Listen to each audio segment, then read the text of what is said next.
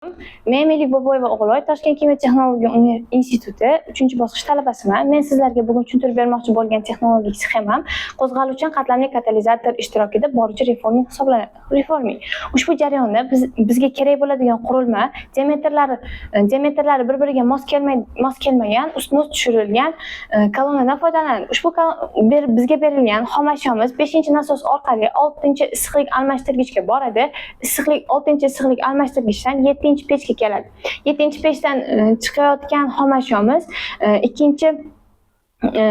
yuqoriga 2-reaktorga boradi. 2-reaktordan kirgan xom ashyomiz 4-pastki 4-reaktordan 6-issiqlik almashtirgich nasosimizga keladi. 6-issiqlik